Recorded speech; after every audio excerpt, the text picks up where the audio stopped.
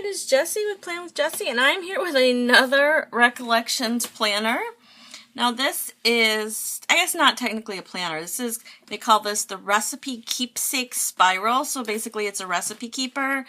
And I thought I would take a look at this one just because I really don't need a planner, like a calendar, because I use my Hobonichi, and I did pick up this one. If you saw my other video, I did pick up this one, but I haven't used it, and I probably will end up selling it just because I don't really have a purpose for it other than it's cute.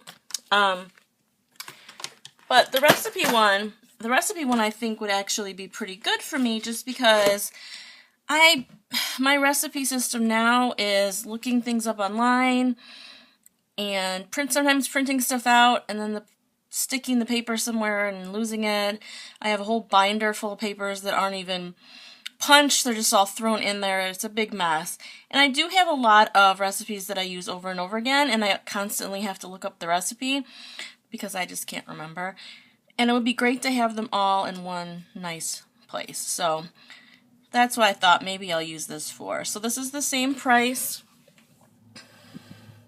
This is the same price as the yearly calendar planner, $30 US, and I did use a half off coupon again. So this one is silver coil. It says cooking with love creates food for the soul. The back is just blank. And then the inside, both the back and front covers have this little design with little pots and cooking utensils and bowls and whisks and stuff. It says, from the kitchen of, so you can put your name. And then let's quickly go through the tabs, if you can see this. So for the tabs, we have breakfast, sides, main dishes, desserts, and miscellaneous. And then back here, there is meal planning. And I was really happy when I picked this up that it didn't say meat. A lot of times, recipe books or cookbooks will have a meat section, and I don't eat meat, so I always really don't like that when it has that. So by just putting sides and main dishes, they kind of eliminated the whole focusing on meat thing, so I appreciated that. So the beginning here we have measurement equivalence, which is always good to have handy. So if you need to know how many tablespoons are in a quarter cup, or how many cups for a certain amount of ounces. Obviously, this is not useful to non-US people who don't use these measurements, but over here there are some metric. Here that they do have metric and the weight conversion. So this is actually helpful because there are a few times that I have gotten a recipe off of like a blog or something, but it's a like a UK blogger, and they'll use things like grams. So it'll say, 115 grams of sugar, and then I have to spend time converting that with a calculator, trying to figure out, typing into Google what is 60 grams in cups, and it's nice to have that here. It doesn't happen often, but enough that it'd be handy to have.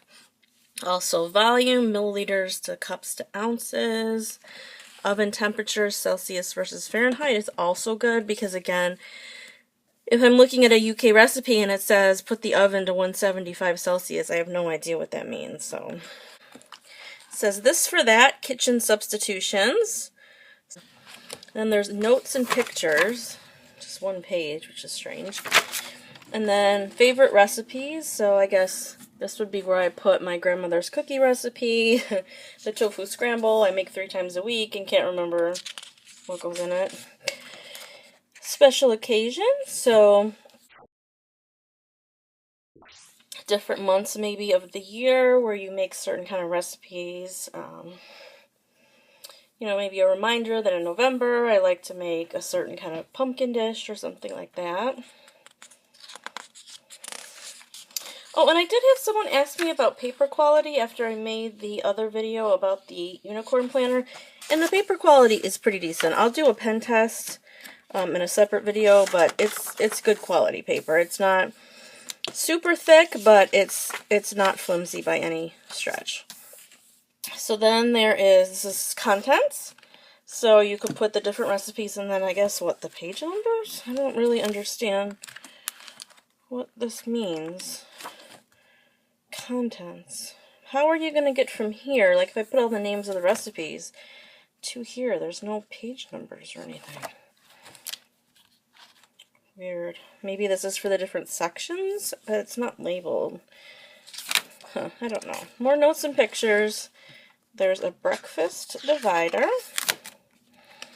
And here we get into the actual recipe part of the book. So, ingredients, directions, how many it serves, main ingredients, seasonal variations, how difficult, prep time, cooking time, temperature, and what to serve it with. And then you have the ingredients and the directions. And it's just the same for that. And then sides. So this is a little bit different. It's the same words on the side. It's just the setup is a little bit different. This is dot and this is lined. I'm not sure why they would do it like that. Maybe just to make it different because, I mean, a breakfast recipe doesn't need to be lined and a side doesn't need to be dot. Why don't they have uniformity? I don't know. Maybe they just wanted to keep things interesting. So, I guess I should count how many pages there are. 21, 22, 23, 24. So there's enough for 25 sides. Is it the same for breakfast? Let's see.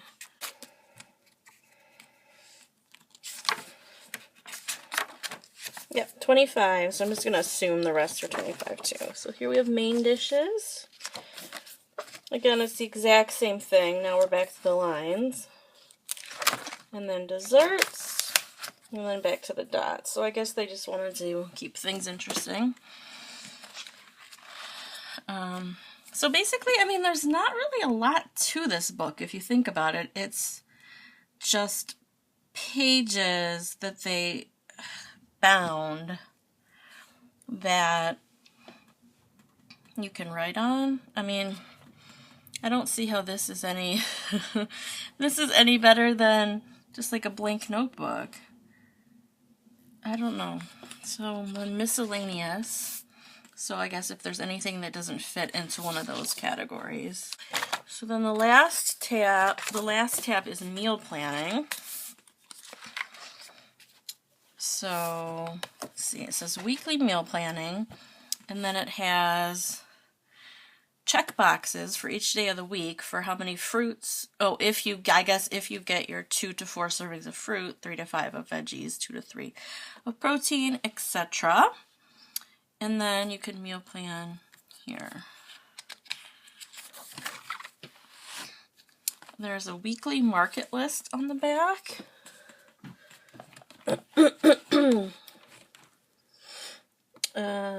So I don't know that my grocery list would make sense divided like this.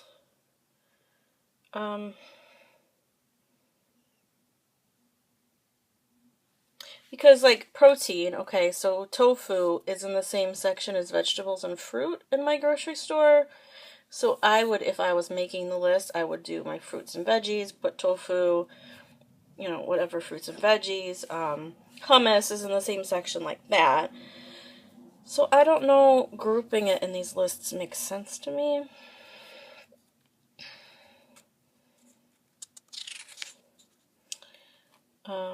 And then I don't really see myself taking this with me to the grocery store. So I guess I would have to copy that out onto something else.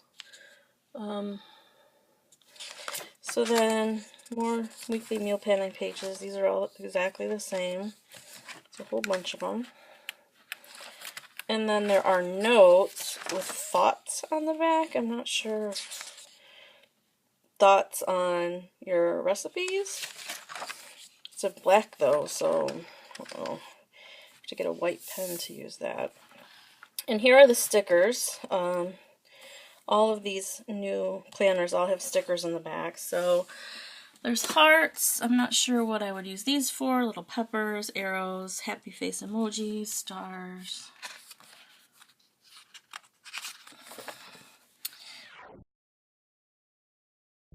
More notes. Little line boxes. I guess I don't see where these would be relevant in here because you already have basically entire pages of empty space. Why would you need more spots for notes? I mean, I could see taking these out and putting them in another planner maybe. I don't know.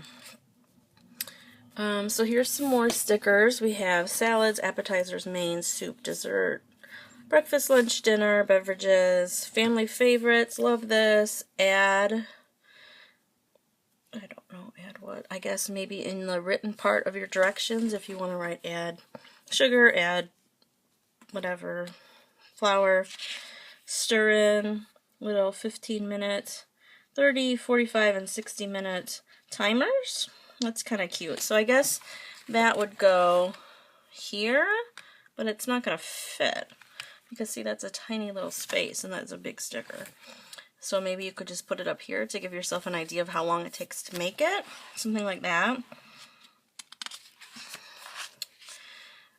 Delicious, enjoy, so good, fave. These quick and easy ones are good because I guess you could put, you know, so if you're flipping through and you see the quick and easy sticker, you know that's something that you've made before that didn't take a lot of time, which is always helpful on the weekdays.